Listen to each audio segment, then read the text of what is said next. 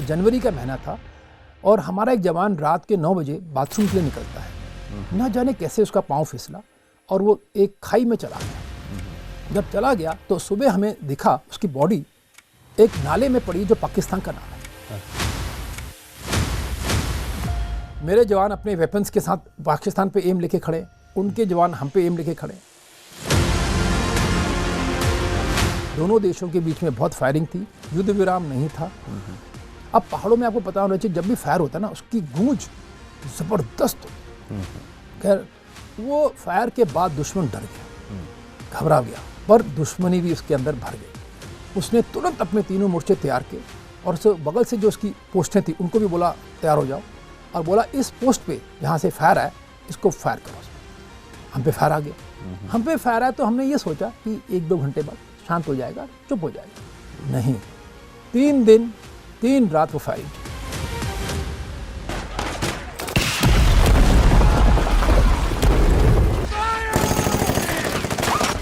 तो वहाँ हम लोग लाइन ऑफ कंट्रोल पे तैनात थे, दुर्गम पहाड़ियों में जहाँ सिर्फ पथरीले रास्ते हैं और जितनी ऊंचाई पे आप जाएंगे पेड़ पौधे नहीं है, ऑक्सीजन नहीं है, -20 डिग्री टेम्परेचर रहता था और 6 महीने तक हम कट ऑफ रहते थे। बर्फ को पिघल के पियो और नहाओ, और जो स्टोर कर दिया गया आपके लिए उसी स्टोर राशन से, टिन राशन होता था, उसको खाओ।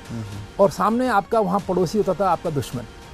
अगर तो हालात ठीक हैं तो वो शांत बैठा हुआ है, नहीं तो वो आपको इतना परेशान करता था कि आपकी जान ले लेगा।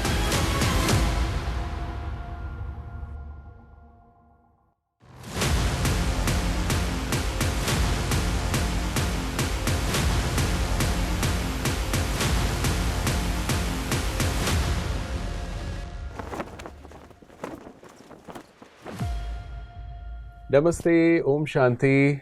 मैंने कुछ अनुभव सुने अपनी लाइफ में कर्नल भुवन चंद्र सती साहब के। वो अनुभव सुन के मुझे बड़ा इंस्पिरेशन मिला। मुझे ऐसा लगा कि वाकई में ज़िंदगी कैसी होना चाहिए वो कर्नल साहब की ज़िंदगी से सीखा जाना चाहिए। तो हमारे साथ इस वक्त मौजूद हैं बीके सती भाई जी। भाई जी, आपका बहुत बहुत स्वागत है। तो मैं शुरुआत से ही करूँगा कि ये सफ़र कहाँ से कैसे शुरू हुआ, वो प्लीज़ आप बताएं। बात 1983 की है। मैं लखनऊ में बीएससी कर रहा था और मैं अपने निजी जीवन में हनुमान जी का भक्त था। तो एक दिन मुझे परमात्मा शिव का चित्र दिखा और जैसे ही मैंने इसको देखा तो एक जिज्ञासा हुई कि इसको जानना चाहिए। तो जिस भाई के पास वो चित्र था मैंने उन्हीं से पूछा और उन्होंने कहा कि ये परमात्मा का परिचय है।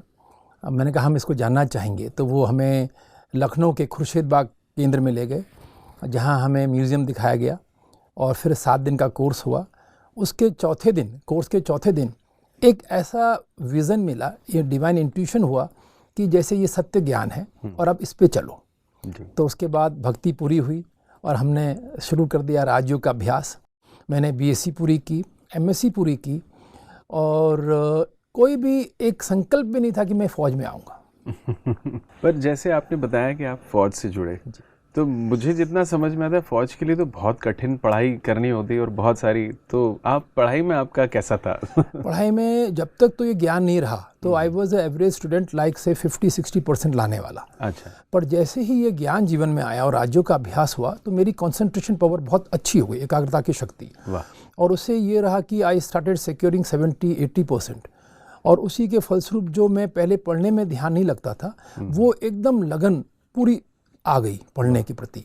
और उस लगन से फिर मैंने कंबाइंड डिफेंस सर्विसेज CDS का एग्ज़ाम क्वालिफाई किया जो UPSC द्वारा होता है।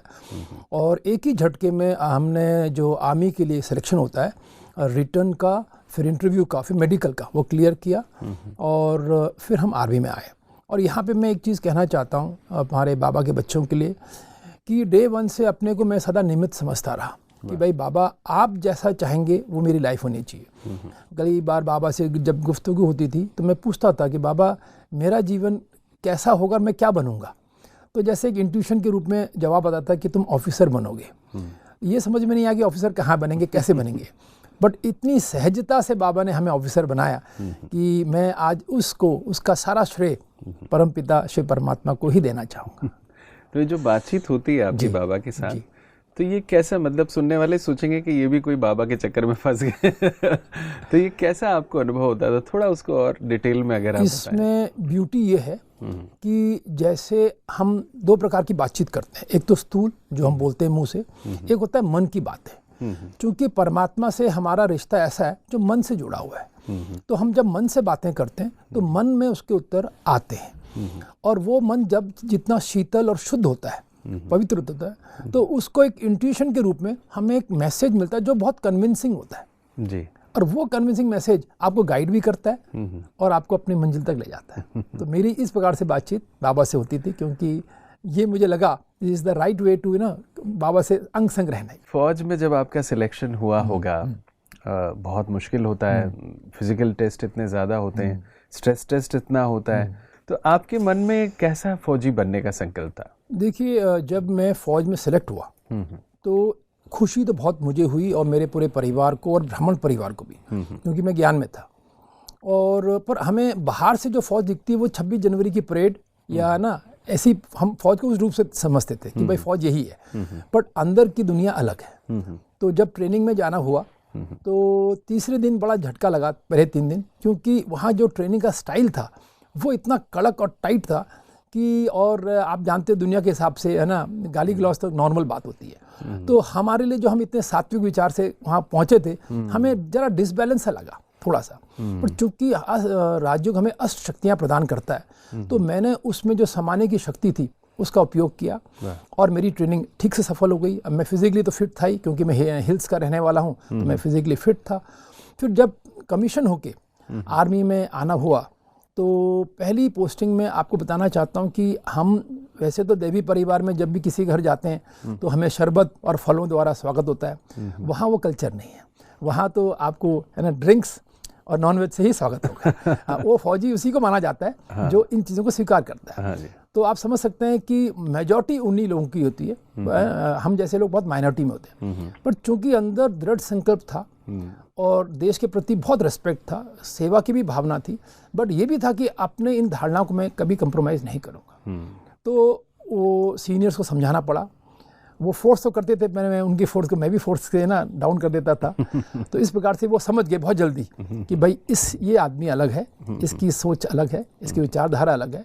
और उसके आधार पे मैंने उनको कन्विंस किया कि भाई मैं टी टोटलर हूँ, मैं ना, आप मेरे से काम कुछ भी करा लीजिए, मेरे को काम में से कोई वो नहीं, बट मैं इन चीज़ों को स्वीकार नहीं कर सकता है ना, नॉनवेज, एग्स और किसी भी एक प्रकार का व्यसन। तो उन्हें भी बड़ी अच्छा लगा, क्योंकि जो मेरे कमान अधिकारी थे उन्हें बड़ा अच्छा लगता था कि भाई हम जब पार्टीज होती है तो आपको जब देखते हैं तो हम तो सब बड़े मजे में रहते हैं, है ना, एंजॉय करते हैं, और रात 12-1 बज जाते हैं पार्टीज में, और आप एक नींबू का ग्लास, नींबू पानी का ग्लास लेके मुस्कुरा के खड़े रहते हो। तो हमें लगता है यार ये बंदा इतना इंस्पायर्ड कैसे है, इसे कुछ भी नहीं चाहिए, yes he is so inspired. तो पूछा उन्होंने एक बार कि भाई आपको क्या है ऐसा जो आप इतने खुश और मस्त रहते हो।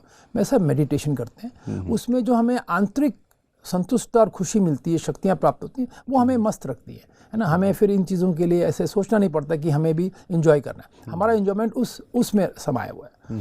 तो इस प्रकार से जो फौजी ज़िंदगी में हमारा एक कमिटमेंट रहा शुरू से ही कि भाई डेडिकेटेड होकर सर्विस करना। अच्छा, मैं एक शॉर्ट सर्विस अफसर था, ओनली 5 ईयर्स के लिए मैं आर्मी में आया था, बस 5 साल के लिए। उसके बाद जैसे ही 5 साल पूरे हो रहे थे तो मुझे पूछा गया, एक फॉर्म मेरे आगे रखा गया कि जी अब आप परमानेंट रहना चाहते हैं या आप 5 साल और एक्सटेंशन चाहते हैं या आप छोड़ना चाहते हैं। तो चूंकि परिस्थितियाँ ऐसी थी घर की कि मेरी बहनें थी 3 और मुझे उनकी हेल्प करनी थी मैरिज में, तो मुझे लगा कि अभी एक की शादी हुई है, 2 रह गई हैं, तो क्यों ना मैं 5 साल का एक्सटेंशन ले लेता हूँ। तो मैंने लिखा आई वांट 5 years एक्सटेंशन। वो फॉर्म काउंटर साइन के लिए जब कमान अधिकारी के पास गया, उन्होंने जब देखा तो उन्होंने मुझे ऑफिस में बुलाया, बोला कैप्टन सती आप आइए। तो मैं पहुँचा, बोला मुझे ताजुब होता है कि आप जैसे अच्छे ऑफिसर्स ने परमानेंट कमीशन के लिए नहीं भरा और एक्सटेंशन के लिए भरा, मैं कारण जान सकता हूँ? मैं सर फौज बहुत अच्छी है, मुझे बहुत रिस्पेक्ट है, मैं बहुत खुश भी हूँ, बट जो मेरी विचारधारा है, स्पिरिचुअल बेंट ऑफ माइंड, वो मुझे लगता है यहाँ पे लंबे समय तक कायम नहीं हो पाएगी, ना कामयाब नहीं रहेगी। तो इसलिए अच्छा है कि मैं उस राह पे चलूँ अब जो मेरे लिए को सूट कर देगी। तब उन्होंने मुझे कहा कि नहीं, हमें आप जैसे अफसर्स चाहिए, आप रहिए, आपको देख के हम इंस्पायर होंगे। और उनकी उन शब्दों से फिर मैंने परमानेंट कमीशन के लिए अप्लाई किया और 33 इयर्स इंडियन आर्मी में अपनी सेवाएं दी। अच्छा, एक कर्नल सर बड़ी कॉम्प्लिकेटेड सी बात है, पहले मैं 4 बार सोच रहा था पूछूं कि ना पूछूं। ऐसा बोलते हैं कि अगर आपको यहाँ धरती पे अगर स्वर्ग देखना है तो आप फौज में ऑफिसर बन जाओ, और अगर नरक देखना है तो आप सूबेदार या उससे नीचे की पोस्ट पे चले जाओ। तो इसमें कितनी सत्यता है? नहीं, मैं ये देखता हूँ और कहना चाहता हूँ कि हमारे आर्मी में हर रैंक का बहुत बड़ा सम्मान है, और हमारी आर्मी की शान ही हमारे जवान है ना। ये बात अलग है कि ब्रिटिश कल्चर का थोड़ा सा अंश हमारी आर्मी में अभी भी देखने को मिलता है, इसलिए उसके रुझान में लोग ऐसा समझते हैं। पर अगर आप कभी हमारे बेल्ट में आएंगे तो आप देखेंगे जो हमारे को सुविधाएं मिलती हैं वो बहुत अच्छी हैं, सभी लेवल पे। जवान भी उतने खुश हैं, जेसूस भी बहुत खुश हैं, और ऑफिसर्स तो खैर ऑफिसर्स ही हैं। और ऑफिसर्स की जो संख्या होती है वो बहुत कम होती है पलटन में, मात्र 10 से 12 होते हैं, और जो जवान होते हैं वो 800 होते हैं। तो लिहाजा उनको थोड़ा सा एक प्रेफरेंस मिल जाता है, क्योंकि वो होते भी कम है और पावरफुल पोस्ट में बैठे होते हैं, कंपनी कमांडर्स होते हैं, 2IC होते हैं, कमान अधिकारी होते हैं, या उससे ऊपर के रैंक में बैठे होते हैं। तो इसलिए उनको थोड़ा सा वो प्रिविलेजेस है ना मिल जाती है। बाकी we are a family in army. मैंने एक चीज़ बहुत अच्छी देखी आर्मी में, जो मैंने बहुत अप्रिशिएट किया, कि आर्मी में एक पारिवारिक माहौल बहुत सुंदर बना हुआ है। You are as a family. Regiment नहीं है, एक फैमिली है। मतलब हम एक दूसरे के प्रति बहुत रिस्पेक्ट दिखाते हैं। और सबसे बड़ी चीज़ मैंने देखा आर्मी में, जो मुझे बहुत सीखने को मिला इससे, कि लेडीज़ के प्रति बहुत बड़ा रिस्पेक्ट। अगर एक जनरल साहब बैठे हुए हैं और एक लेडी आ जाए, वो जनरल साहब भी अपने स्थान पे खड़े हो जाएंगे। जब तक वो लेडी अपना स्थान ग्रहण नहीं करेगी वो बैठेंगे नहीं, और पहले वो उसको विश करेंगे। लेडी उसको विश करे ना करे, पर जनरल साहब उस लेडी को जरूर विश करेंगे। तो ये एक मैंने बहुत सुंदर कल्चर देखा, तो मुझे लगा कि कई बातें तो बहुत सुंदर है आर्मी में। जैसे आपने बताया कि शुरू से ही आपने एग्स, नॉनवेज और बाकी चीज़ों का सेवन नहीं किया। ऐसा बोलते हैं आजकल जैसे जिम में जो इतना तो आर्मी जितना तो वर्कआउट नहीं करते हैं, बट कभी ऐसा आपको फिजिकल डाउन या इलनेस लगी कि भाई ये ज़्यादा प्रोटीन इनटेक कर रहा है, मैं नहीं कर रहा हूँ, तो उसकी क्षमता शारीरिक मेरे से ज़्यादा है या उसकी परफॉर्मेंस अच्छी, कभी ये फीलिंग आई आपको या ऐसा महसूस किया आपने? देखिए, जब मेरे फादर इंडियन नेवी में थे और हमने बॉम्बे, कोचीन, गोवा में पढ़ाई पढ़ी, मेरे फादर बहुत नॉनवेज के शौकीन थे, तो हमने भी खाया। बट जैसे ही ये ज्ञान मिला, एक झट से ये छूटा। उसके बाद जब आर्मी में आना हुआ और हमने देखा ये तो वहाँ कल्चर है इसको खाने का, आप बिलीव नहीं करेंगे, संकल्प में भी कभी नहीं आता था कि खाना चाहिए। और लोगों को यही चीज़ ने इंस्पायर किया कि ये ऑफिसर कोई व्यसन नहीं करता, कोई नॉनवेज नहीं लेता, कोई एग्स नहीं खाता, yet he is smiling, fit and he is ready to take on any task. तो ये कैसे कर रहा है? तो कई लोगों को, इवन हमारे जवानों को भी बहुत प्रेरणा मिली, क्योंकि हम जब काउंटर इंसर्जेंसी ऑपरेशंस में कश्मीर में पहुंचे तो वहाँ हम 2 साल रहे, 95 से 97।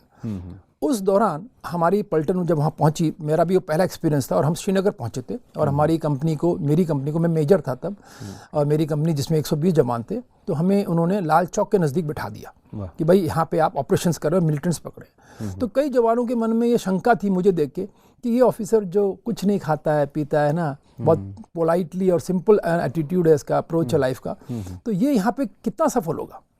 बट ताजुब हुआ जब 2 साल बाद एक रिजल्ट बाहर आया कि 5 कंपनियों में जो मेरी कंपनी थी वो सबसे बेस्ट परफॉर्मेंस रहा। हमने 40 से अधिक मिलिटेंट्स पकड़े। अच्छा। उसमें 3 महिलाएं थी, 8 AK राइफल, 7 पिस्टल्स, खूब भारी मात्रा में गोला बारूद, कैश, सब पकड़ा। तो बेस्ट पार्ट क्या रहा, जो 2 साल का, एक भी जवान कैजुअल्टी नहीं हुआ।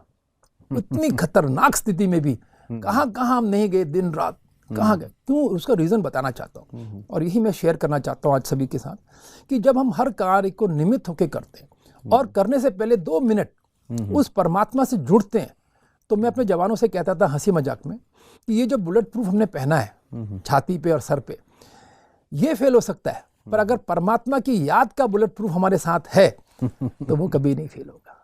तो वो भी मुस्कुराते थे, और उन्होंने देखा सचमुच में कि सर के साथ कोई भी कैजुअलिटी किसी को नहीं हुई। मैंने आपका एक अनुभव सुना था कर्नल सर, जहाँ पे आपने बताया था कि आपने कोई सर्च किया था और वहाँ पे सारे घर देखने के बाद एक लास्ट में कोई घर था जहाँ पे मिलिटेंट्स थे, और वो मैं चाहता हूँ मैं नहीं रिवील करता हूँ, आप बताएं, क्योंकि मुझे बड़ा वो इंटरेस्टिंग लगा था और आपकी इन धारणाओं की वजह से शायद वो संभव हुआ था। करेक्ट है, क्योंकि मैं आर्मी में मैंने अपनी जो बाबा की शिक्षाएं हैं, जो हमें स्पिरिचुअली प्रिंसिपल्स बताए गए थे, मैं उस पर फॉलो कर रहा था। तो उसमें सवेरे उठना, मुरली पढ़ना, सात्विक भोजन खाना, है ना, मेरा अपना कुक होता था जो मेरे लिए सात्विक भोजन बनाता था। तो और मेडिटेशन करना, और जितना हो सकता था मैं कर्म योग पे रहता था, क्योंकि वहाँ पे हम ऐसे अलग से बैठ नहीं सकते योग में। तो इसलिए जब भी मैं ऑपरेशन में भी होता था तो मैं अपने बाबा से जुड़ा रहता था, मेरी कला में था, आदत में था। तो एक दिन हमें रात करीब 10 बजे, हम सब रिटायर हो चुके थे, सो चुके थे। तो हमें करीब 10:30 बजे कमान अधिकारी का फ़ोन आता है कि कर्नल सती, मेजर सती, आपके लिए एक टास्क है। तो हमने बोला सर बताइए।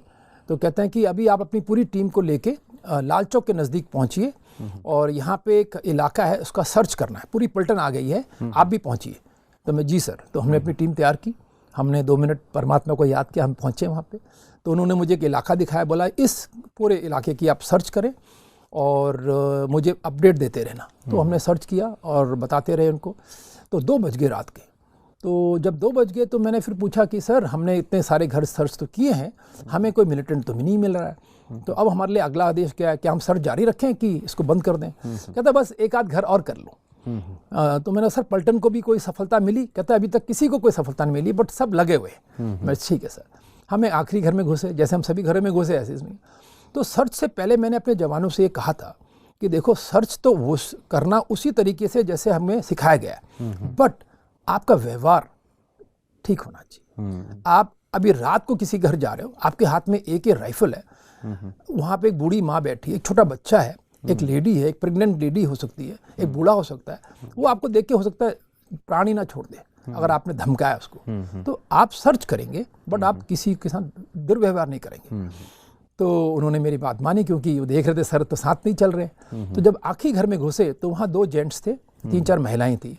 तो मैंने दोनों जेंट्स से पोलाइटली कहा कि आप बाहर बैठक में आ जाइए मेरे साथ, और सर्च हमने शुरू किया। जब सर्च पूरा हुआ तो सूबेदार साहब ने कहा कि सर कुछ यहाँ पे भी नहीं मिला। मैं कोई बात नहीं, अब हम चलते हैं वापस। तो जैसे हम मुड़े और वापस निकल रहे थे तो जो मकान मालिक था, जो वॉच कर रहा था सारी कार्रवाई, उसे बड़ा आश्चर्य लगा कि ये तो बिल्कुल अनोखा सर्च हुआ आज। तो उसने मुझे आवाज़ दी, सर मैं निकल जा रहा हूँ अभी, तो सर आपसे कुछ बातें करनी है। तो मैं पीछे मुड़ा, बताइए। कहते सर हमारे घर में इतनी बार सर्च हुआ है, पर आज जिस ढंग से आपने सर्च किया ये तो बिल्कुल अनोखा था सर, इतनी शांति से और इतने अच्छे ढंग से। सर आपको देख के मुझे ऐसे फीलिंग आ रही है कि जैसे मैं आपसे कुछ अपनी मन की बात कर सकता हूँ। मैंने हाँ करिए, आपको कुछ अगर बोलना है तो आपको बोल सकते हैं। कहते सर मेरे साथ मेरा छोटा भाई खड़ा है, सर मैं दुख के साथ कहना चाहता हूँ कि ये जब यूथ था तो ये थोड़ा गलत राह पे चला गया, और सर आज के दिन पे ये एक मिलिटेंट है सर। तो वो बगल से खड़ा था भाई उसका। तो मैंने कहा अच्छा ये मिलिटेंट है? कहते हाँ सर ये मिलिटेंट है। तो मैंने पूछा इसके पास वेपन है? कहते जी सर इसके पास AK राइफल है, इसके पास मैगजीन्स हैं, राउंड्स हैं। कहाँ है? कहते सर सब इसने एक कश्मीरी पंडित का जो घर है, वीरान घर, वहाँ छुपा के रखा हुआ है। तो मैंने कहा ये एक्टिव है? कहते नहीं सर ये तो जब से मिलिटेंट में घुसा तो इसको समझ में आ गया कि ये गलत रहा है, तो अब इसने बहुत कोशिश की छूटने की, पर ये छूट नहीं पा रहा है, वो इसको छोड़ नहीं रहे और ये छूट नहीं पा रहा है।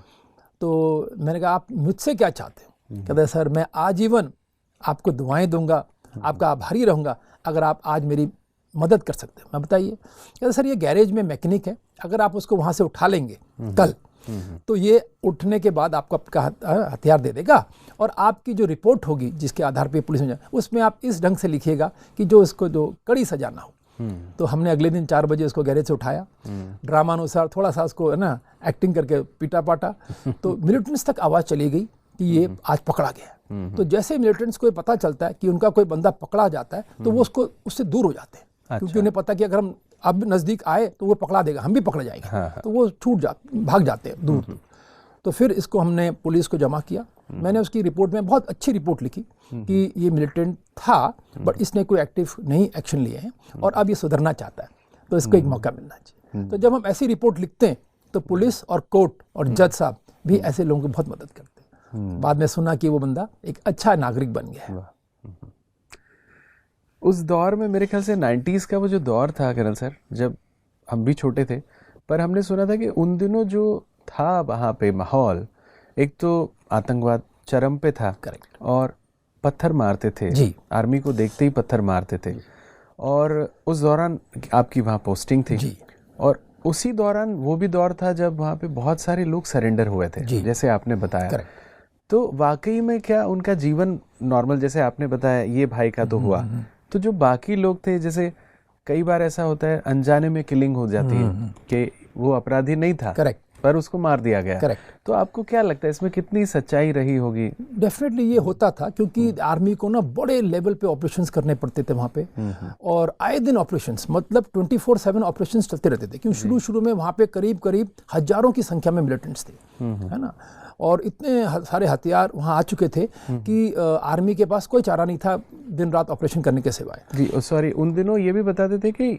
कुछ लोग अपने गरीबी की वजह से पैसे लेके भी आतंकवाद अपनाया। यही हुआ था, यही हुआ कि मोस्टली उन लोगों ने आतंकवाद को स्वीकार किया जो गरीब थे, जो कुछ इंस्पायर होके भी आए, बट वो कम संख्या में थे, जिनको पैसों की जरूरत थी वो ज्यादा मात्रा में आए। और बट उनको एक्चुअली ये नहीं कहा गया कि ये आतंकवाद है, उन्हें ये कहा गया कि आज़ादी की लड़ाई है। तो वो आज़ादी की लड़ाई में शहीद बनने के लिए आए थे। वो तो बाद में जब उन्होंने देखा कि ये आतंकवादी गलत कार्रवाई कर रहे हैं, है ना, लूटपाट कर रहे हैं, है ना, अत्याचार कर रहे हैं, तब उन्हें लगा कि ये आज़ादी नहीं था, ये तो आतंकवाद था। तो ऐसा हुआ, आप सही कह रहे हैं कि उन दिनों हालात इतने ख़राब थे कि आइसक्रीम वाले की जो गाड़ी होती ना, ठेले, उसमें वो पूरा भर के लाते थे है ना बारूद, और हमारी गाड़ी के सामने खड़ी कर देते थे, और जरा भी हम इधर उधर देखते थे उसको वो ब्लास्ट कर देते थे। ऐसे जितने भी आपके कलवर्ट होते हैं जो रोडों के बीच में जहाँ से पानी बहता है ना, नालों के ऊपर से, उसके नीचे वो ब्लास्ट रखते थे, और जैसे माइंस रखते थे, जैसे हमारी गाड़ी जाती थी उसको उड़ा देते थे। ऐसे बहुत घटनाएं होती थी। बट मुझे ये आश्चर्य लगता है, ताजुब होता है कि हम तो वहाँ ऑपरेशंस दिन और रात करते थे। मैं भी, उसका कोई टाइम नहीं होता था, कभी हम रात को 2 बजे जा रहे हैं, कभी हम सुबह 6 बजे जा रहे हैं, मतलब ऐसे अलग अलग टाइम जाते थे। और इतने कठिन कठिन इलाकों में हम जाते थे जिसको हम बोल सकते हैं कुपवाड़ा, है ना, बहुत डेंजरस इलाके थे। बट मजे की बात ये थी कि कभी भी हमारे साथ ऐसी कोई घटना नहीं घटी जिसमें हम आईडी के लपेटे में आते या फायरिंग के लपेटे में आते। मतलब ये कमाल रहा। और उस दौरान जब आप वहाँ पोस्टेड थे, तब मेरे ख्याल से कुछ तो हादसे हुए होंगे जब हमारे भी जवान शहीद हुए होंगे। बहुत। हम जब वहाँ थे तो हमारा कार्यकाल पूरा होने जा रहा था, 97 की बात है। तो हमारे बदले में दूसरी पलटन आई, एक नई पलटन आई जिन्होंने हमसे स्थान लिया, और हमारे बदले में तो 1 महीने के लिए हमको साथ रहना पड़ता है, सो दैट हम उनको सिखा सकें कि यहाँ पे कैसे कार्रवाई करनी है जी। तो उनमें से उस पलटन में से एक ऑफिसर बहुत अच्छा, बहुत ब्रिलियंट एंड वेरी अपकमिंग, उसको अपना एक रेडियो सेट था उसका, बहुत अच्छा, है ना, म्यूजिक सिस्टम, उसको रिपेयर कराना था। अब उसको इतना अंदाज नहीं था शहर का, फिर भी उसको हमने बता दिया कि ये शहर ऐसा है, ये जगह आप जा सकते हो। तो उसने वहाँ पे उसको रिपेयर के लिए दे दिया, है ना, और जब दिया वहाँ रिपेयर के लिए, वहाँ पे अनलकीली कुछ मिलिटेंट्स थे जिन्होंने ये सुना कि कब इसको आपको लेके जाना है, और जिस दिन वो उसके आने का दिन था, जैसे कहा कि आप तीसरे दिन आके ले जाना, उस दिन वो मिलिटेंट्स पहले से पहुंच के अपनी कार उन्होंने खड़ी कर दी विद पूरा बारूद के साथ। ये ऑफिसर उतरा, और जैसे ये बाहर आता है उन्होंने कार को ब्लास्ट कर दिया, और वो ऑफिसर वहीं पे शहीद हो गया। तो मैंने ये देखा कि ये सब, और वो इतना अच्छा ऑफिसर, वेरी अपकमिंग, मैं उसको जानता था, है ना। तो कहने का मतलब ये है कि ये बहुत ऐसे हादसे होते थे, बहुत होते थे। बट मैं तो इसको कहूँगा कि परमात्मा का सर पे हाथ था जो हम इससे बचे। इसलिए कहते हैं ना कि अगर हम कोई कार्य निमित्त होकर परमात्मा को सौंप के करते हैं तो फिर उसकी भी, है ना, एक जवाबदारी बन जाती है कि वो हमारे साथ रहता है और हमें मदद करता है। और सबसे बड़ी चीज़ कश्मीर में क्या था भाई साहब, जो इन्फॉर्मेशन कैसे मिले आपको कि मिलिटेंट है, ये सबसे बड़ी प्रॉब्लम है। तो उसमें भी मुझे बहुत बड़ी मदद मिली, क्योंकि मैं वहाँ पे पब्लिक के साथ, सभी के साथ बड़ा अच्छा फ्रेंडली था, है ना, और मेरे व्यवहार से कई लोग मेरे नज़दीक आए, और उन्होंने फिर मुझे इन्फॉर्मेशन देनी शुरू की, और उस इन्फॉर्मेशन से हमें बड़ी ज़बरदस्त सफलताएं मिली। तो हमने ये ज़रूर ध्यान रखा कि ऑपरेशंस हम बिल्कुल प्रोफेशनल ढंग से करते थे, बट दूसरी तरफ हम समाज की भी खूब सेवा करते थे। हम वहाँ पे एक ऑपरेशन करते थे जिसका नाम था गुडविल ऑपरेशन। उस गुडविल में हम जो लोग गरीब थे उनके लिए फ्री राशन, फ्री मेडिकल और फ्री कैंटीन के कुछ सामान उनको देते थे। तो बड़े खुश होते थे कि भाई देखो आर्मी हमारी मदद भी कर रही है। अभी जिस तरह से ये धारा हटने की वजह से या वहाँ पे लोग बोलते हैं कि जो कनेक्ट हुए, लेकिन मेरे ख्याल से आज भी जिन्होंने अपने परिवार वालों को खोया होगा, कहते हैं एक भाई ने अगर अपने भाई को या एक बेटे ने अपने बाप को अगर किसी भी तरह से मौत होते हुए देखा हो और वो मौत का कोई इंसान अगर कारण हो तो उसके दिल में नफरत आई जाती है। तो क्या आपको लगता है अभी भी वहाँ पे नफरत उस कदर होगी? क्योंकि मेरे को लगता है हज़ारों लोगों ने अपनी जान गंवाई है जी, ना केवल हमारी फ़ौज ने बल्कि वहाँ के भी लोगों ने जान गंवाई है। तो आपको एक लाइन में अगर मैं बोलूँ कि आप संक्षिप्त में अगर ये बताएं कि ये जो हुआ ये सही है, यही तरीका था या और कोई तरीका? क्योंकि मुझे लगता है लोग वर्ल्ड पीस की बात करते हैं, सिर्फ कश्मीर की बात नहीं, पूरी दुनिया में जिस तरह के हालात बन रहे हैं कर्नल सर, हर देश, अभी तो मैंने देखा थाईलैंड और एक और कंबोडिया, मैंने तो कभी सोचा ही नहीं था कि ये कंट्रीज की भी लड़ाई होगी और वहीं पे हम भारत में आज़ादी मना रहे हैं। लेकिन हमारे भारत में भी कई ऐसी सिचुएशंस क्रिएट हो रही हैं जो हमें धीरे धीरे एक ऐसी जगह ले जा रही है जहाँ पे नफरत ही बढ़ती जा रही है।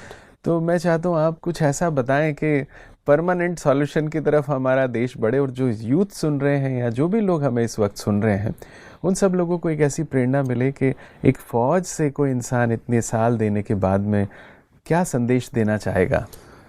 मैं इसको इस प्रकार से रखना चाहूँगा कि शुरू में जब उन्होंने आतंकवाद को स्वीकार किया, कुछ लोगों ने, कुछ यूथ्स ने वहाँ पे, तो शायद आर्मी को लगा कि भाई हमें थोड़ा फोर्स यूज़ करना पड़ेगा क्योंकि इनके हाथ में वेपन है और वेपन को अगर हम फोर्स से ना करें तो फिर उसका कोई और तरीका नहीं था।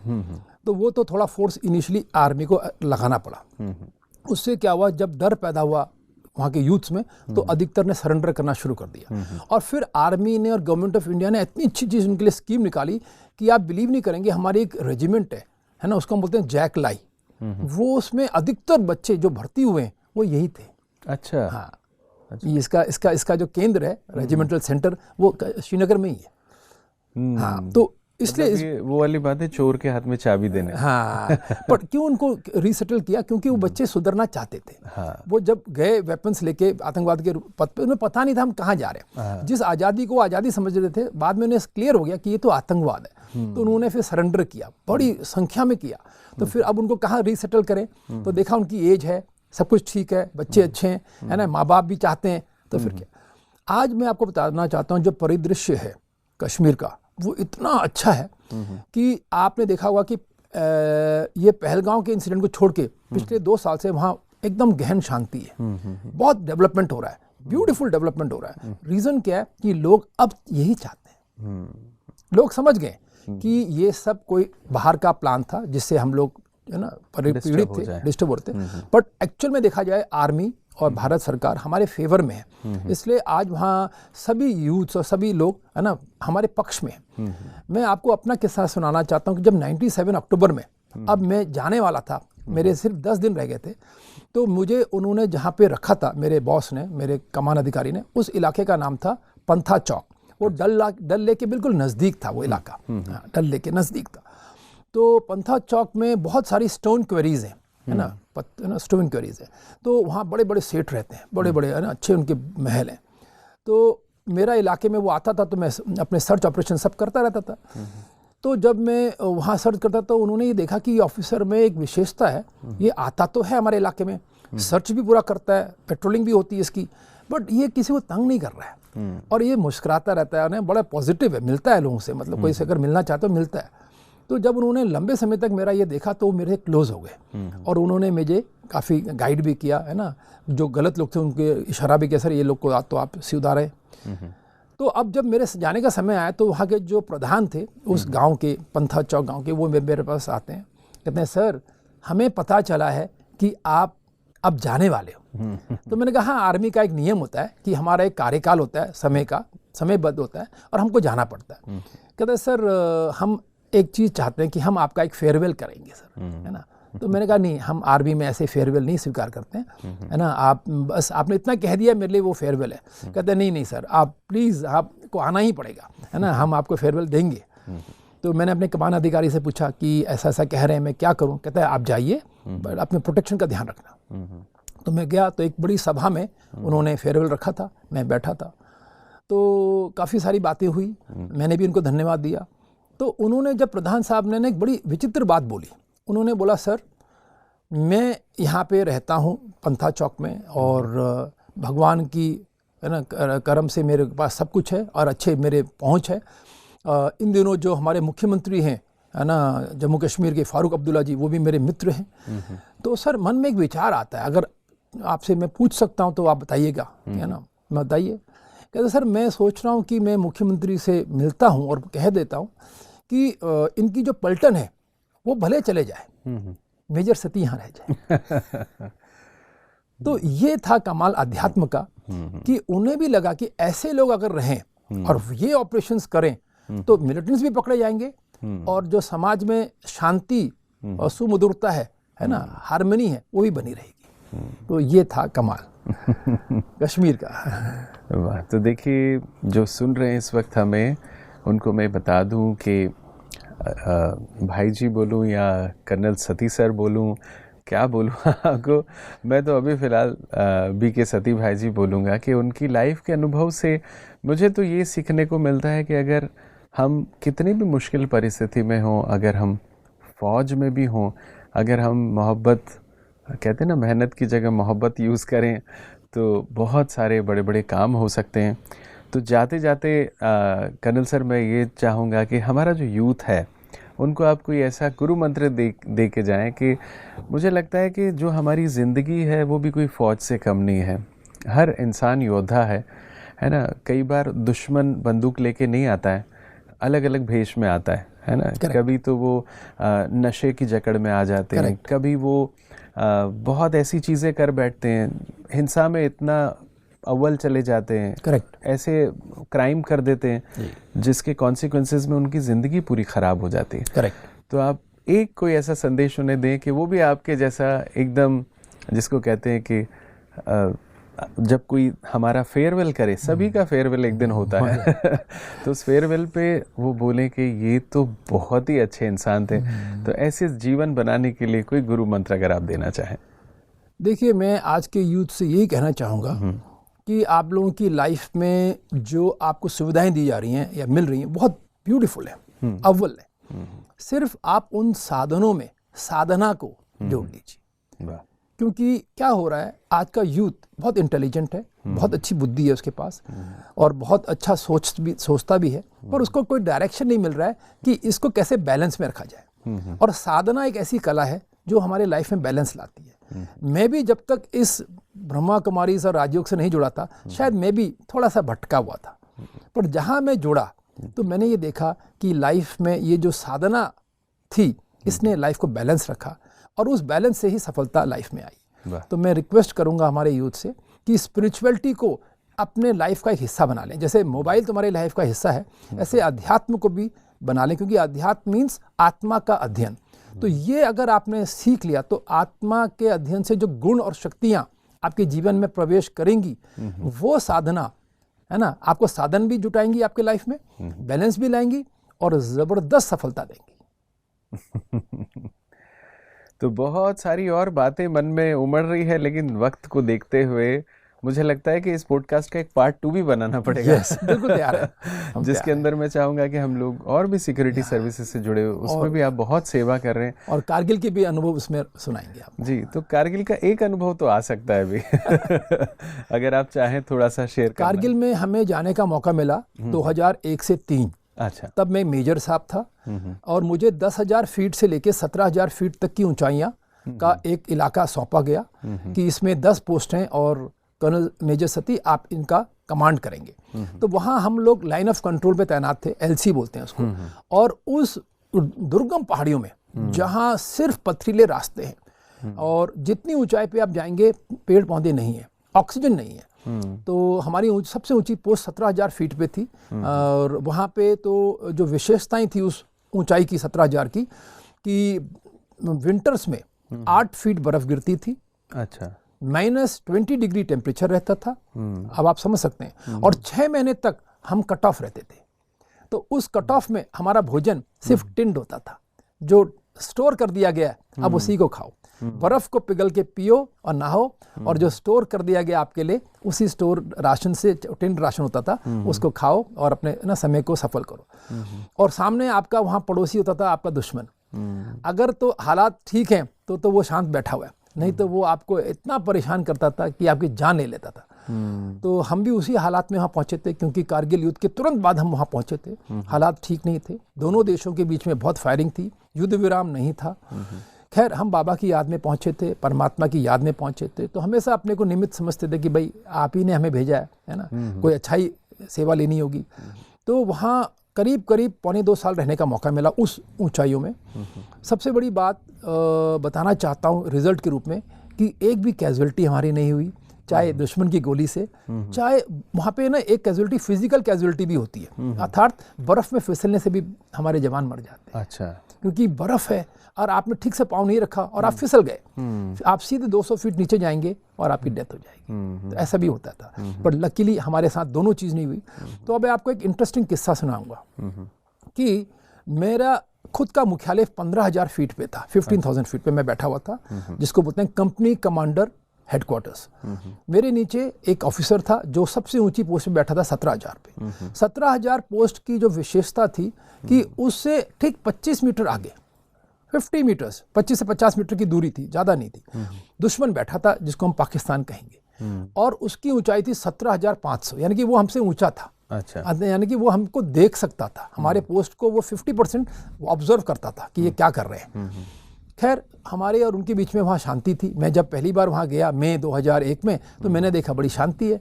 और मेरा जो कैप्टन साहब था उसने कहा कि सर ये जो सामने दुश्मन बैठा है, कभी कभी हम इनसे हेलो हाई कर लेते हैं। मैं कैसे करते हो? कहते हैं हम कहते हैं साथी आप कैसे हो, तो वो जवाब देते हैं। तो इस प्रकार से हमारी बातचीत होती। मैंने अच्छी बात है।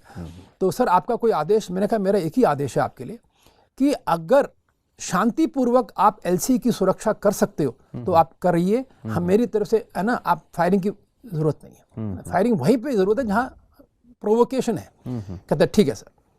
अब मई के बाद धीरे धीरे अक्टूबर आ गया।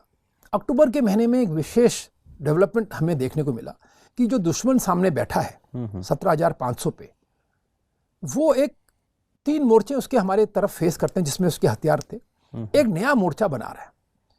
तो हमें लगा, उस कप्तान को लगा कि ये क्या कर रहा है। जब धीरे धीरे मोर्चा आधा बन गया तो वो समझ गया now 4th bunker is coming. तो उसने आवाज दी साथी साथी, तो आवाज आया जी बोलो आप ये क्या बना रहे हो। तो उन्होंने कुछ नहीं बोला, वो अपना काम करते रहे। तो इसको लगा कि भाई अभी अगर इनको नहीं रोका तो ये बन जाएगा और यहाँ एक नया हथियार आ जाएगा। तो उसने एक रेड फ्लैग उनको दिखाया कि साथी आप काम रोको। तो उन्होंने देखा रेड फ्लैग हमारा, पर वो काम करते रहे। फिर इस ऑफिसर ने परमिशन ली कि मैं क्या करूं भाई। तो मुझसे पूछा, हमने कमान अधिकारी से पूछा, तो उन्होंने बोला ऐसा करो, मशीन गन से 2 राउंड हवा में फायर उसकी तरफ करो आप। तो उस ऑफिसर को तो बहुत खुशी हुई, तो फायरिंग का बड़ा शौकीन था। उसने फटाफट मशीन गन तैयार की और हवा में 2 गोली दुश्मन की तरफ फायर की। अब पहाड़ों में आपको पता होना चाहिए, जब भी फायर होता है ना उसकी गूंज जबरदस्त होती है। खैर वो फायर के बाद दुश्मन डर गया, घबरा गया, पर दुश्मनी भी उसके अंदर भर गई। उसने तुरंत अपने 3 मोर्चे तैयार किए और उस बगल से जो उसकी पोस्टें थी उनको भी बोला तैयार हो जाओ, और बोला इस पोस्ट पे जहाँ से फायर आया इसको फायर करो उस पर। हम पे फायर आ गया। हम पे फायर आया तो हमने ये सोचा कि 1-2 घंटे बाद शांत हो जाएगा, चुप हो जाएगा। नहीं, 3 दिन 3 रात वो फायरिंग चली। अब ये जो ऑफिसर था 2 महीने की सर्विस थी, इसको मैंने देखा, तो इससे जब बात होती थी तो मैंने देखा तीसरे दिन ये थोड़ा घबराया हुआ था, है ना, नर्वस था। तो मैंने कमान अधिकारी से शेयर किया, मैंने sir I think so situation is not very good. कहता है सती आप एक काम करें, अब ये रात के 9 बजे हम बात कर रहे हैं, आप इसी वक्त उस पोस्ट की तरफ बढ़ें अपनी टीम के साथ और उसको अपने कब्जे में लेके इस ऑफिसर को रिलीव करें। अब इतनी डिफिकल्ट टेरेन में जहाँ कोई स्ट्रीट लाइट नहीं, कोई रास्ते नहीं, आप सोच सकते हो, है ना। हम उतरे रात को, हमने बाबा को याद किया, हमने मेडिटेशन किया, हम उतर गए। अगले दिन हम पहुँचे रात को 12:15 बजे। जब हम पहुंच रहे थे तो 11:30 बजे तक मैंने क्या देखा, दुश्मन के नज़दीक हम जब जा रहे थे तो दुश्मन को आगाह था कि कोई आ रहा है आज। तो दुश्मन रात को ऐसे राउंड फायर करे जिससे रोशनी हो जाए दिन जैसी, और फिर फायर करे रास्ते पे, हम सब पत्थरों में लेट जाए, फिर जैसे अंधेरा हो फिर चले। ऐसे करते करते हम पहुंच गए। तो 11:30 बजे तक दुश्मन की फायरिंग की आवाज़ हमारे कानों में आ रही है। तो मैं बाबा से बातें करते हुए जा रहा हूँ कि बाबा देखो अभी तक फायरिंग हो रही है। सर जैसे हमने उस पोस्ट के में पाँव रखा एंट्रेंस में तो फायरिंग रुक गई। तो वो ऑफिसर ने मुझे रिसीव किया तो मैंने देखा वो बहुत स्ट्रेस में था, बहुत स्ट्रेस में था। खैर हम तो डिवाइन सोल्जर थे, तो हम तो कोई गाली गलौज तो करते नहीं थे, बड़े प्यार से उसको ना मोटिवेट किया, उसको रिलीव किया और भेज दिया 16,000 की पोस्ट पे। और मैंने जैसे ही चार्ज लिया तो मैंने सबसे पहला संकल्प किया कि मैं यहाँ पे एक इंस्ट्रूमेंट के रूप में आया हूँ, परमात्मा ने मुझे भेजा है, मैं निमित्त हूँ, अब मैं तो सिर्फ अपना काम करूँगा, कंट्रोल उसका होगा। मैंने ये सौंप दिया। अगले दिन करीब 9 बजे मेरे हवलदार साहब मेरे पास आते हैं, कहते हैं सर आप तो हमारी कंपनी कमांडर रहे होते हैं लंबे समय से, तो ऐसा करें दुश्मन पे फायर खोल दें। तो मैंने नहीं, तो थोड़ा सा रुको, मैं इसकी चाल देखना चाहता हूँ। 12 बजे मैं जैसे भोजन के लिए बैठा, मेरे कानों में फायरिंग की आवाज़, मैं बाहर आके देखता हूँ तो दुश्मन हैवी फायरिंग हम पे कर रहा है। हमने भी फायर किया, अब हम नीचे से ऊपर कर रहे हैं फायर, वो ऊपर से नीचे, तो असर तो ऊपर वाले का होना ज़्यादा। अब 2 घंटे तक मैं वो फायर को देखता रहा। मैं आपको बताना चाहता हूँ राज्यों का क्या कमाल है। उस भीषण परिस्थिति में जहां दुश्मन का एक लक्ष्य है कि हमें मारना है और हमारी लाशें बिछानी है, हम तो बहुत डट के फायर कर रहे थे, बट मेरी स्थिति बिल्कुल शांत थी, अचल था मैं और बैलेंस में था। सिर्फ सोच ये रहा था कि मेरी रणनीति क्या होनी चाहिए। तो मैंने वहाँ पे गुफा थी करीब 4 फीट लंबी, 5 फीट ऊंची, मैं उस पर बैठा अपने रेडियो सेट के साथ, ऐसे ध्यान में गया 1 सेकंड के लिए। जैसे बाबा ने मुझे टच किया कि बच्चे इनको आप तोप के गोले डालो इस पे ऊपर से। ये अभी तक हमने नहीं ट्राई किया था। तो मैंने तुरंत कमानाधिकारी से कहा कि सर हमको आप तोप के गोले दीजिए। तो उन्होंने कहा सॉरी मैं तोप के गोले तो नहीं दूंगा। तो मैंने बोला क्यों सर? कहते हैं ये देखो वो जब गिरता है एक गोला तो 150 फीट बर्बाद करता है। यार तुम्हारी तो दूरी भी 50 मीटर नहीं है, उसको चोट पहुंचे ना पहुंचे तुम्हें पहुंच सकता है। मैंने सर आप निश्चिंत रहिए, आप एक ही गोला फेंको। तो मेरी कन्विंस हुआ मेरे बात पे। तो पहला गोला हमारी बाउंड्री वॉल पे गिर के हमारी बाउंड्री वॉल तोड़ दी उसने। दूसरा गोला बीच में गिरा, तीसरा गोला हाइट देते गए उसको तो उनकी बाउंड्री वॉल पे गिरा, चौथा गोला ठीक पाकिस्तान के सर पे गिर गया बीचों बीच। मैंने बोला सर अब आप पूरे 8 तोप जो हैं खोल दीजिए। तो उन्होंने खोल दिया। हमारे वैसे भी बॉस ट्रिगर हैप्पी थे, वो मैंने फायरिंग के बड़े शौकीन थे बॉस। जैसे ये 100 राउंड बरसे, शाम के 5:30 का वक्त था, दुश्मन के इलाके से इतनी आवाज़ें और चीखें आई कि लगा जैसे उसको चोटें पहुंची और वो शांत हो गया। अब उसके बाद हमने अगले दिन सुबह गुड मॉर्निंग किया 9 बजे, 100 राउंड फिर फेंके उस पर। उसके बाद 15 दिन तक उसने हम पे फायर नहीं किया। बट ये था कि दुश्मनी पूरी तनातनी पे थे हम लोग। हम तो फायर बिल्कुल बंद कर चुके थे, बट हमारे मूवमेंट को जो देखता था ना वो हमें करने नहीं देता था, ना दिन में ना रात में। मतलब हम सारे मूवमेंट क्रॉल समझते ना आप, चारों हाथ और पाँव से क्रॉल करके सारे मूवमेंट करते थे, क्योंकि उसको जहां हम दिखते थे वो फायर करता था। 15 दिन तक ये सिलसिला चला। हालात ऐसे थे जैसे नरक के हालात होंगे ना, बिल्कुल काला पानी जैसे सजा थी जैसे। खैर हमने उसमें भी मोटिवेटेड रहे, इंस्पायर्ड रहे, न्यू में पे चलते रहे। मेरे मन में एक सवाल आता रहा कि देखो आगे इससे भी बड़ा एक दुश्मन आने वाला है। अभी अक्टूबर आ गया है जिसको हम कहेंगे स्नोफॉल, और वो यहाँ 8 फीट गिरेगी। अगर ये हालात ऐसे ही बने रहे, इसकी गोली से कोई मरे ना मरे, स्नोफॉल में तो मेरी कैजुअलिटी हो ही जाएंगी। तो बाबा ने जैसे कन्विंस किया कि बच्चे अपना सबसे बड़ा वेपन यूज़ करो अभी, और वो है शांति, द वेपन ऑफ पीस। तो मैंने शाम को जब मेरी रोज़ रिपोर्टिंग होती तो मैंने बॉस को बोला कि मैंने सर यहाँ पे एक दुश्मन और मेरा बैठा है जो दिख तो नहीं रहा अभी पर आने वाला है। कहते कौन है वो? मैं कहा स्नोफॉल। कहता वो क्या करेगा? मैंने सर 8 फीट बर्फ़ गिरती है यहाँ पे, -20 होता है। अगर हमने उसके लिए रास्ते तैयारी नहीं की तो ये इसकी गोली से तो शायद कोई नहीं मरे, पर उसमें तो फिजिकल कैजुअलिटी हो सकती है। कहता I agree with this point. तो आप क्या चाहते हो? मैंने sir I want to use my weapon of peace. तो फौज में ना पीस वर्ड है नहीं डिक्शनरी में, वहाँ फाइट है, वार है। खैर वो कन्विंस हुए मेरी बातों से, उन्होंने कहा ठीक है आप करिए बातचीत। तो हमने फिर दुश्मन से पेशकश की बातचीत की, उन्होंने स्वीकार किया। अगले दिन शाम 4 बजे मैं अपनी बाउंड्री वॉल में खड़ा हूँ मेरे जवानों के साथ, वो खड़े अपने बाउंड्री वॉल। मेरे जवान अपने वेपन्स के साथ पाकिस्तान पे एम लेके खड़े, उनके जवान हम पे एम लेके खड़े। मैं बिना किसी हथियार के कमरे से जब निकला तो मैंने मेडिटेशन किया। मेडिटेशन करके जैसे मुझे एक इंट्यूशन मिलता है कि बच्चे विजयी भव, जाओ सब ठीक होगा। तो मैं एक चबूतरे पे खड़ा हो गया। अब छाती से ऊपर मुझे दुश्मन देखता है, अच्छे ढंग से देख रहा है। तो मैंने ऐसे हाथ हिलाया दुश्मन की तरफ, मैंने कहा कि tiger this is major Ravi from India and हम आपको कहना चाहते हैं कि कुछ समय से हमारे बीच में फायरिंग हो रही थी किसी मसले को लेके, बट अब आप निश्चिंत होकर अपने पोस्ट में रहिए, कोई फायर हमारे इंडिया की तरफ से आप पे नहीं आएगा। दुश्मन से मैं बातचीत कर रहा हूँ, जवाब तो कुछ भी हो सकता था, बट मैंने ये देखा जब आप पॉजिटिव वाइब्रेशंस डालते हो, जब आप सकाश जिसे कहा जाता है स्पिरिचुअलिटी की भाषा में, उसका उपयोग करते हो तो बहुत सुंदर रिजल्ट्स हैं। जवाब ये आया कि we are also peace loving soldiers, ये पहला स्टेटमेंट था। और हम आपको आश्वासन देना चाहते हैं कि जो आप बिल्कुल हरकत बंद कर चुके हैं अपने इलाके में बिकॉज ऑफ फायरिंग, अब आप बिल्कुल डरिए नहीं, अपनी हरकत करिए, अपने सारे एडम जो आपको करना होता है, पानी लाना ये लाना, वो सब करिए, और हम पाकिस्तान से आप पे कोई फायर नहीं करेंगे। तो मैंने मजाक में कहा उससे, उसके टाइगर से, कि देखिए मैं आगरा का रहने वाला हूँ, तुम आगरा आओ परिवार के साथ घूमने।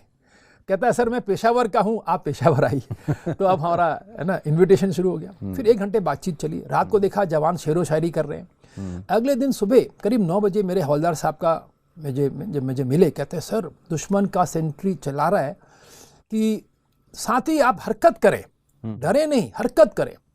तो मैंने कहा हाँ तो हमारी बातचीत हो गई ना कल, अब तो हम फ्रेंड्स हैं। कहते हैं नहीं सर, ये वो दुश्मन है जो मुंह में राम जंगल में छुरी। सर हम रिस्क नहीं ले सकते, चलो मैं चलता हूँ। अब मैं उस स्थान पे खड़ा हो गया जाके जहाँ सर से लेके पाँव तक मुझे दुश्मन देख रहा है, वो सेंट्री देख रहा है। मैंने हाथ हिला के उसको ऐसे मुस्कुराते हुए हिलाया, उसने भी ना अभिवादन स्वीकार किया। मैं टहलने लगा, मेरा हवलदार देखता रहा चुपके से। मैंने कहा कि आ जाओ बाहर, तो आया। मैंने कुछ हुआ मुझे? कहते नहीं साहब। मैंने डरो नहीं, सब बाहर आ जाओ। उसके बाद फिर हमने कमान अधिकारी को बताया कि सर शांति हो चुकी है, आप आना चाहेंगे? कहता मैं कल सुबह तुम्हारे बीच में पहुंचूंगा। तो अगले दिन वो आया, उसने देखा कि जो वहाँ फायरिंग हुई थी 4-5 दिन की, उसने देखा हालत बिगड़ चुके थे, बहुत नुकसान हुआ। कहता है सती आप क्या चाहते हैं? मैं सर ये लिस्ट है मेरी, आप मुझे सामान भिजवा देंगे तो मैं इस पोस्ट को सुधार दूंगा। सामान भेजा गया, हमने पोस्ट सुधार दी। दोस्त सबसे बड़ी चीज़ अब आपको बताना चाहता हूँ, जो बहुत ब्यूटीफुल बात बाबा ने करवाई कि 1.5 साल वहाँ रहना पड़ा, एक भी गोली और गोला तैयार नहीं। उसके बाद और सबसे बड़ी चीज़ कि बीच में एक बार जब हमें छुट्टी भेजा गया कि भाई आप जाइए परिवार से मिलके आइए, तो जब वापस आए तो हम परमात्मा का फ्लैग लाए और हमने उस फ्लैग को वहाँ लगा दिया। हमने तो शुभ भावना से उस फ्लैग को लगाया था। दुश्मन को भी पहले आश्चर्य लगा, ये कौन सा फ्लैग है? कहता सर आपका तो लाल फ्लैग होता है, ये कौन सा है? हमने कहा ये उस पर्वत निगार का है। तो उन्हें भी बड़ी खुशी हुई। पर उस फ्लैग का जो महत्व था वो मुझे बाद में समझ में आया, और आज मैं शेयर करना चाहता हूँ कि 2003 दिसंबर तक उस पूरे इलाके में युद्ध विराम नहीं था। बहुत फायरिंग होती थी आए दिन, right from Siachen till Jammu. और हम 2003 फरवरी में वहाँ से उतरे, और 2003 दिसंबर में जब मुशर्रफ जी भारत आए, आगरा आए, तो एक युद्ध विराम संधि हुई, और आज दिन तक फ्रॉम 2003 दिसंबर उस पूरे इलाके में युद्ध विराम हो चुका है। अभी कभी कभी आप सुनते होंगे कि सीज फायर का उल्लंघन हुआ, क्योंकि सीज फायर है तो इसलिए उल्लंघन होता है। तो इस प्रकार से कहना चाहता हूँ कि देखो मेडिटेशन का कमाल कि हमने शांति भी बनाए रखी, हमने अपनी कैजुअलिटी भी नहीं होने दी, और एलसी भी सुरक्षित रही, है ना, सुरक्षित रूप से हम उतर भी गए। और लास्ट में आपको बताना चाहता हूँ मजे की बात कि हम जब उतर के मेरठ आ गए, हम मेरठ चले गए थे, तो 1 साल बाद एक फंक्शन हो रहा था, और जो पलटन ने हमारा स्थान उस कारगिल के भीषण है ना पहाड़ियों पे लिया, उसके कमान अधिकारी मुझे मिले उस फंक्शन में। तो मिलते ही उन्होंने मुझे कहा कि मेजर सती आप कैसे हो? मैंने सर हम वेरी फाइन। कहते यार आपको ना पाकिस्तान वालों ने सलाम भेजा है। तो ये मेरे लिए बड़ा आश्चर्यजनक वाक्य था। मैंने सर ये तो आपने बड़ा ना अनोखी बात बोली, बताएंगे कैसे भेजा? कहते हाँ। कहते हैं देखो युद्ध विराम के बाद जनवरी का महीना था, और हमारा एक जवान रात के 9 बजे बाथरूम के लिए निकलता है, ना जाने कैसे उसका पाँव फिसला और वो एक खाई में चला गया। जब चला गया तो सुबह हमें दिखा उसकी बॉडी एक नाले में पड़ी जो पाकिस्तान का नाला है। अच्छा। तो हमें तो बड़ा दुख, फिर भी अब तो कुछ कर नहीं सकते, तो हमने वाइट फ्लैग दिखाया कि भाई हम बॉडी चाहते हैं। तो पाकिस्तान वालों ने भी वाइट फ्लैग दिखाया। तो मैं और मेरी टीम गए नाले तक, वो भी आए, उनके भी कमान अधिकारी आए, उन्होंने हमसे 1 घंटे बातचीत की, बड़ी बातें हुई, अंत तुम्हारे से हुई। उन्होंने बोला कि वो ऑफिसर कहाँ है जो उस पोस्ट में था आपका? तो उन्होंने बोला भाई कोई संदेश? कहते नहीं, हमें एक चीज़ उस ऑफिसर की बड़ी पसंद आई, एक तो बहुत लंबे समय तक उसने उस पोस्ट पे कमांड किया, दूसरा उसका जो उसूल था जियो और जीने दो, ये हमें बड़ा पसंद आया। अगर सर वो कहीं मिले तो कहना हमने सलाम भेजा है। वाह वाह। तो मैं ये कहना चाहता हूँ आज कि अध्यात्म की ये सुंदरता है कि आप सबको साथ लेके चलने की, है ना, कला सीख लेते हो, है ना, और अपना कर्तव्य भी पूरा करते हो और शांति को भी, है ना, खुशी को भी आप बांट देते हो। वाह वाह, थैंक यू। तो ये आपके अनुभव सुन के ना अब मेरे पास ना तो सवाल है ना कोई जवाब। सो मैं तो बस अब इसके बाद में कोई ओवरलैपिंग नहीं करना चाहता हूँ। जितने भी लोग इस वक्त मुझे सुन रहे हैं या जिन्होंने सुना, ये एक ही बात कर्नल साहब ने या सती भाई जी ने बोली कि जियो और जीने दो, और शांति से अच्छा दुनिया में कोई ऐसा मेडिसिन नहीं है।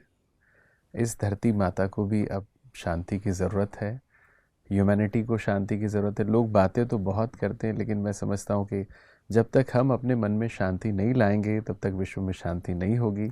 तो जैसे उनकी लाइफ से हमने सीखा कि इतनी दुर्गम, इतनी मुश्किल परिस्थितियों में भी उन्होंने अपनी शांति को कायम रखा, आप सबसे भी अनुग्रह करता हूँ, आग्रह करता हूँ कि आप भी ऐसे शांति कायम रखें। और हमारा ये पॉडकास्ट का पार्ट 2 जल्दी आएगा जिसमें और नई बातें होंगी जी। थैंक यू सो मच करण साहब, आपका बहुत शुक्रिया। और आप सभी को 15 अगस्त की बहुत सारी शुभकामनाएं। आप ऐसे ही खुश रहें, मुस्कुराते रहें और सच्ची आज़ादी का अर्थ, जो कि हमारी सच्ची शांति है, वो समझ के अपना सुंदर जीवन जीते रहें। मैं चाहूँगा आप भी 15 अगस्त जो इस बार हम मना रहे हैं, ये 78th हमारी एनिवर्सरी है, और इसकी बहुत बहुत शुभकामनाएं सभी सुनने वालों को और पूरे देशवासियों को। Thank you. ओम शांति। ओम शांति।